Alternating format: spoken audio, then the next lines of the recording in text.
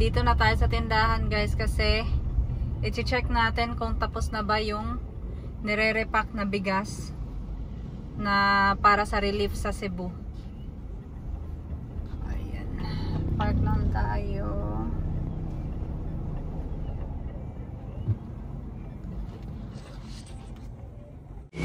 Ayan guys, nadagdagan yung display natin kasi ito yung mga galing sa sementeryo na mating na hindi na benta.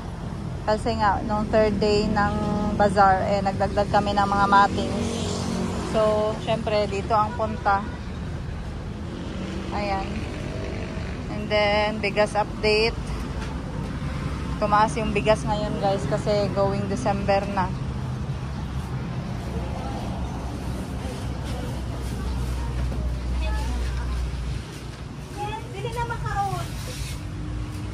Tapos na? Bago pa ka nag-start? Ayun, may natapos na pala timbang. May 2 sako na natapos. Yan yung dadalhin sa Cebu guys. Ilalagay namin, ay itatracking namin para itulong doon sa nabahaan.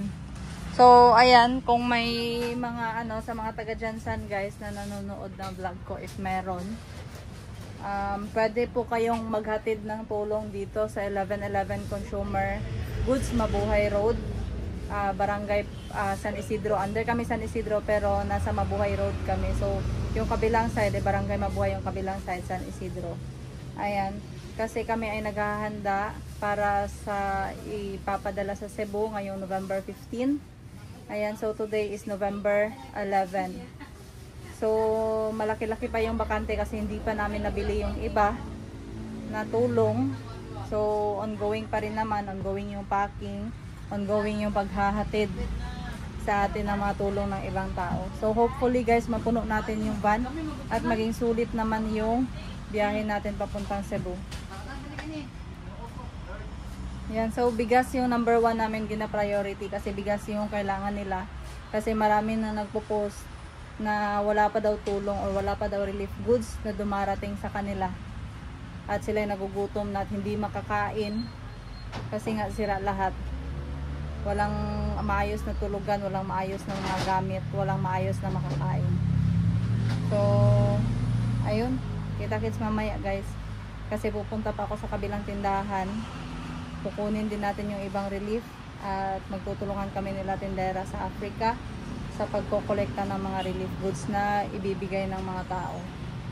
Kasi malaki yung truck na dadalhin natin para marami-rami din yung dadalhin natin doon. So ita-tracking lang yun nila, mag-hire lang kami ng driver na magdadala doon. Tsaka isang kasama niya, helper. Ayan. So yung cost ng barko, pagsakay sa barko guys is parang nasa 10,000 yung pamasahe ng truck. Siguro 10,000 papunta, 10,000 pabalik or 10,000 back and forth na. And then the gas is 10,000 din. So malaki-laki din yung expenses pero okay lang yun.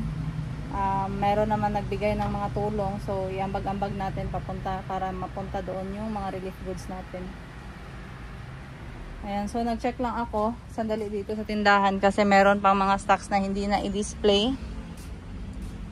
Pinapalagyan ko lang ng presyo, yung iba hindi na since by time naman sila binibili or by bundle. So yung pina-priority lang is yung ipuputol-putol at ilalagay sa tray para hindi na magputol yung customer ng kasi minsan nabubutas or napupunit.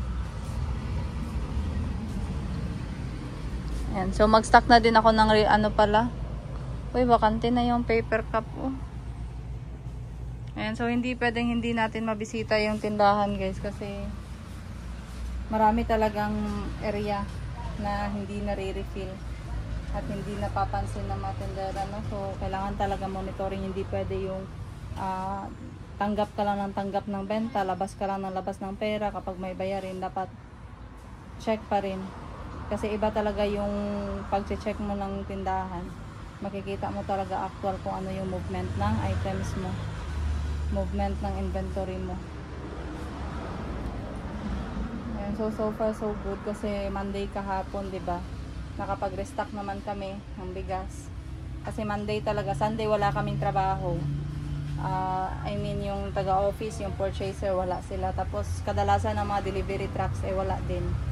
So walang delivery Sunday. Pagka Monday naman tad-tad kami ng delivery, tad-tad ng bayarin, tad-tad ng aayusin na stocks. Pero syempre routine na natin yon, hindi na natin kailangan niyang ireklamo. Mag-order na lang ako ng paper cup. Meron mga paper cup dito. Hindi pa naisabit.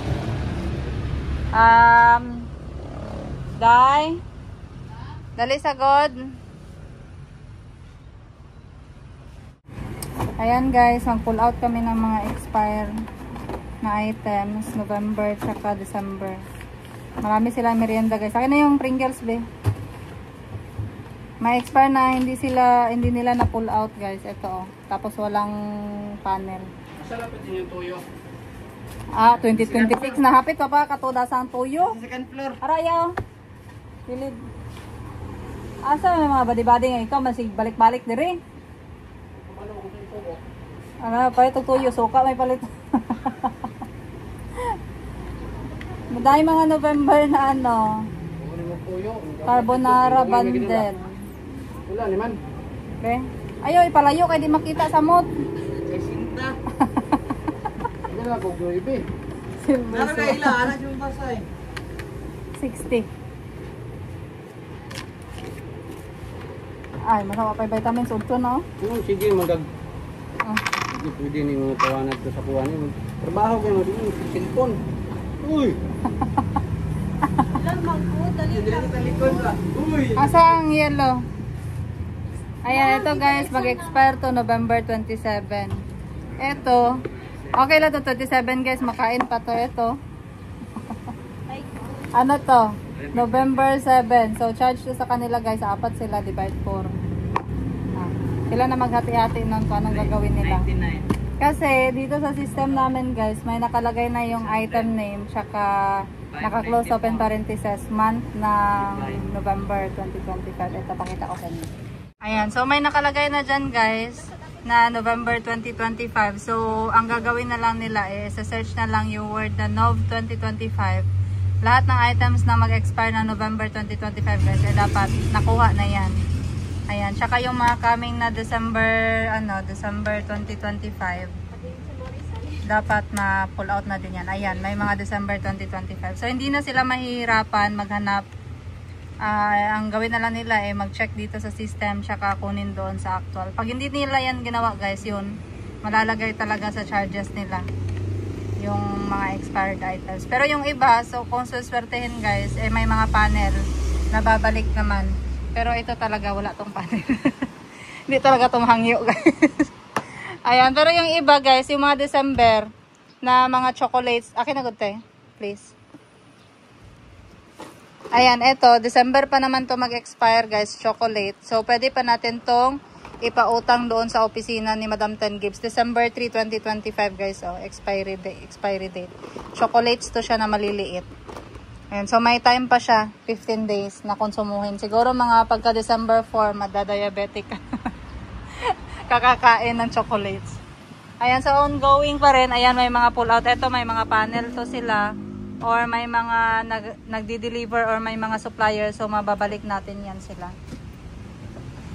Yan, so marami-rami pa yung ipo-pull out natin for today. Napay November 2025 kuan.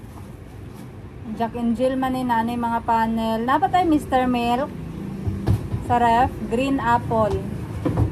November siya. Mr. Milk wala na.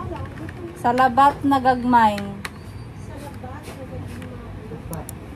Classic 8 grams. Lemon na lang, so wala na ni. Nawala ang dalawa. Napay dalawa ka pieces. December 21. Nay classic dira. Ay, wala nagapaminaw. Ang naay supplier na December dili kwaon.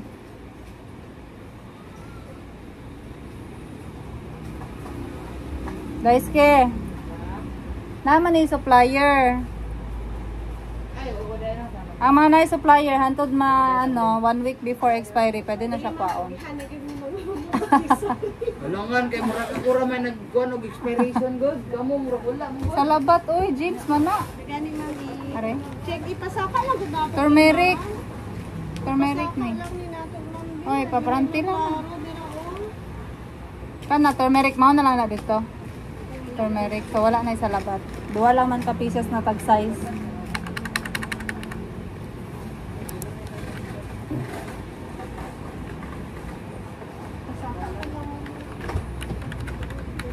Cream O na panel manghuwa na Daisuke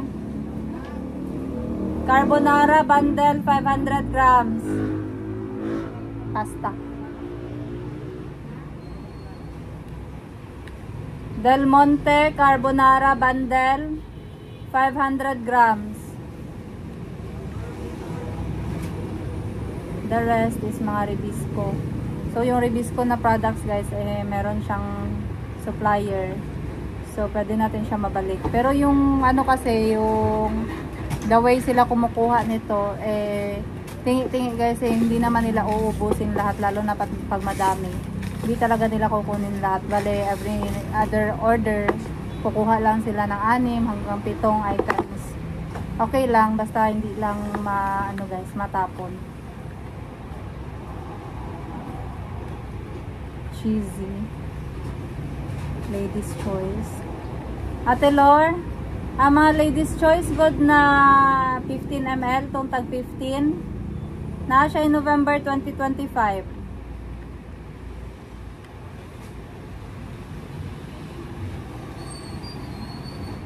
So, ubusin muna natin ang pull out guys bago tayo aalis dito sa tindahan. Kasi kapag iiwan ko to, aabutan na naman to ng next week, hindi na naman to nila magagalaw.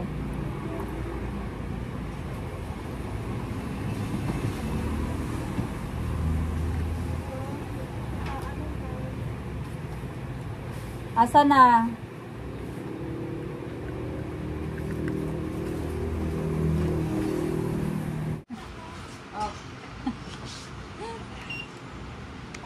Tokan to JB. Okay lang eh. Ha? Okay na na. Ako lang breadstick na ako na eh. Wala pa ng breadsticks.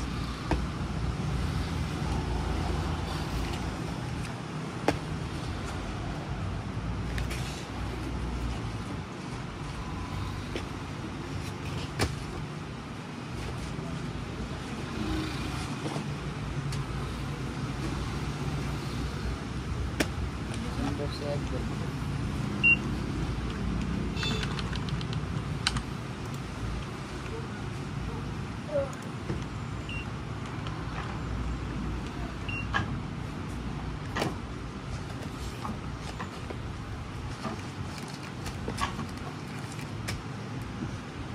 April pa man yun.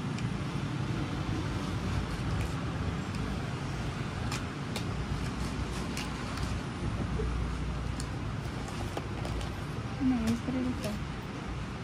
Kami lang November 30.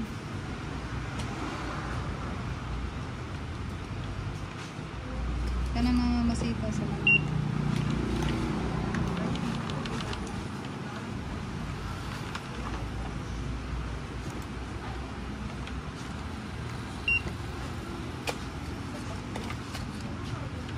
Bili ka muna ito lang. Oo, magpalitan ko. Kukuha ka na eh. 3 dapat, diba? 2 na lang eh. Kulang na Na pag-isa. pasok lang. Sige, para ma-appeal lang dala diri, ma-charge pa na sa inyo, hindi na makuha dira. 3 dapat ni. Hindi ko na no? Oo. June pa man eh. June 6. Ha? June. John de ay ang isa. Mama, isi.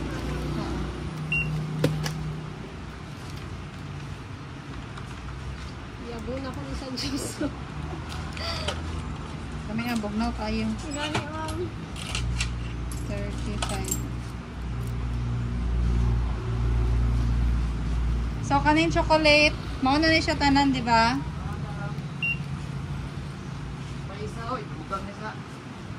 Meron nun. Unsa na siya?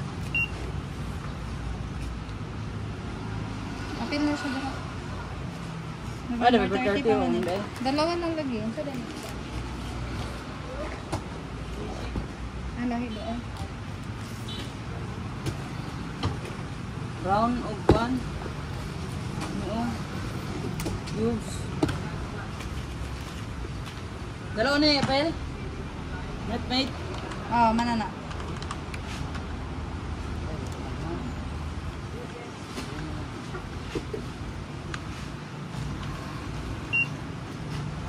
So, dalawa.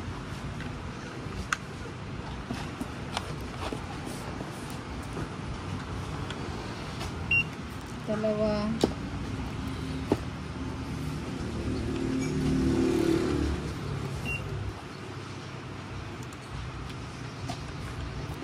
Dalawa.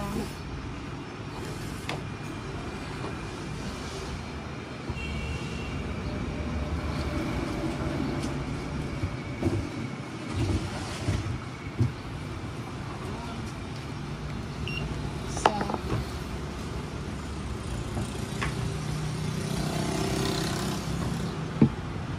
Walay Pringles diri sa gilid sa lamesa, day.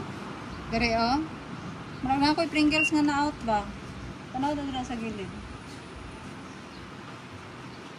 Pula? Oh. Ano sa nasa? Sunod na. Sunod na. Kanang chocolate, ano sa na? October, gulo no? December. Ano yung August nyo? Ano, Spano dito. Ano yung chocolate, ano sa na? Siyempre, pagkatagal na. Keso, no? Keso.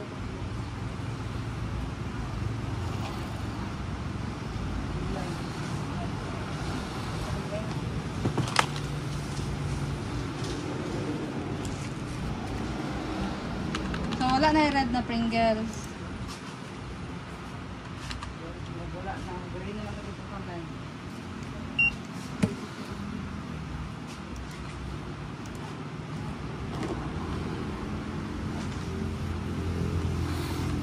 So, dalawa ka Pringles. Niya lang magpalit sa kuto. Kaning hot sauce, 0 na ni. Diurot ni mo tanan po ha.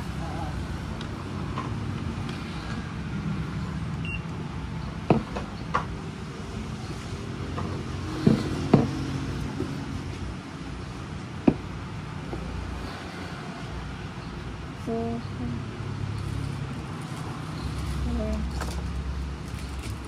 6, 8, 7, 12, 13, 14, 15, 16.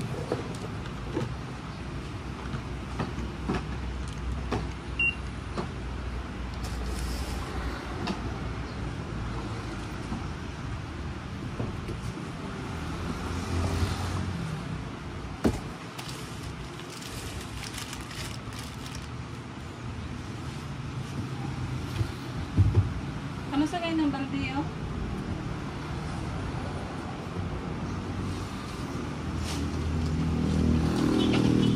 December? Out na eh? Kailangan siya.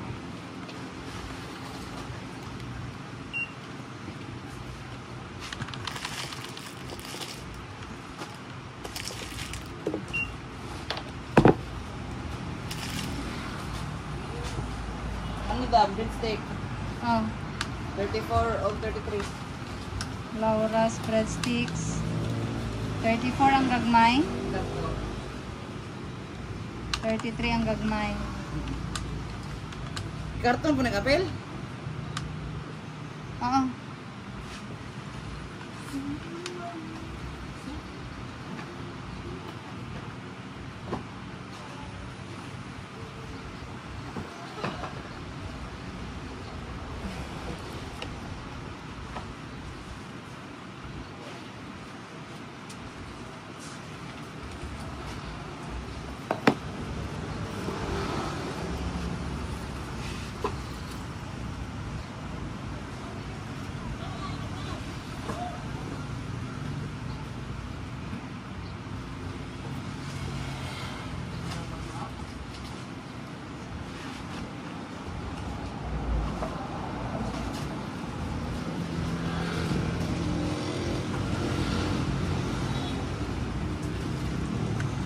Ayan guys, nakakuha tayo sa supplier, no? Buy 2, take 1 free. Ayan, so bibili ka ng 2 seasons, may libre kang isang best food all-purpose dressing. So, nakuha ko yung ano guys, buy 2. So, 2 case yung nakuha natin na seasons fruit mix. Tapos, may libre na siyang isang case. So, imagine guys, ang laki ng free. Kasi ang presyohan nito, nung naghanap ako sa online, nasa 40 plus. Tapos, eto, nakuha lang natin yung 24 pieces ng 00. Ayan. So, yung nabayaran natin ay yung 2 case lang na seasons and then free na yung 24 pieces nito. Ayan. So, timing guys kasi coming na yung Christmas and New Year. So, babenta tong fruit cocktail natin. At saka, ito, bahala na. Pwede naman tong pang salad. I-offer na lang natin. Since libre naman siya, wala siyang nabayaran. So, additional profit din yun. Diba? So, pag may mga supplier kayo guys, tanong nyo yung mga promo pack nila. Kasi sayang yung mga freebies pag hindi natin nakukuha sa kanila. Kasi yung minsan, yung mga supplier or yung mga ahente guys, hindi nagsasabi ng mga promo, kinukuha nila yung mga freebies na items. So, ayan. Tinanong ko nga kung kailan yung expiration. So, November pa naman siya, 2026. Kaya pa to siya guys. Hanggang next year. Ayan, pati yung mayonnaise niya, yung all-purpose dressing, 2026 pa din ng September. Ayan nga guys, at nakakuha ako ng samyang na carbonara. Since malakas kasi guys yung carbonara natin sa tindahan. So, bumili ako sa Shopee ng 30 cups ng samyang carbonara. And then, yung dumating 20 pieces lang. So, ayan, kailangan ko siyang i-video. Pang proof ko sa Shopee.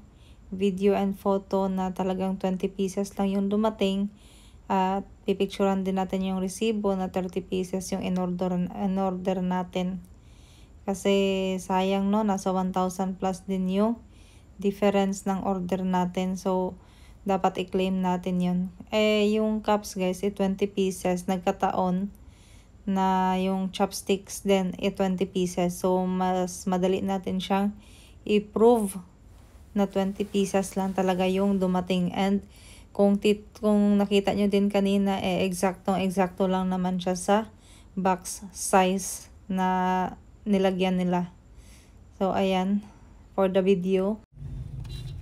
Guys, may nakuha tayong 50 pesos sa Jollibee daw, discount. Or ano yan? Voucher.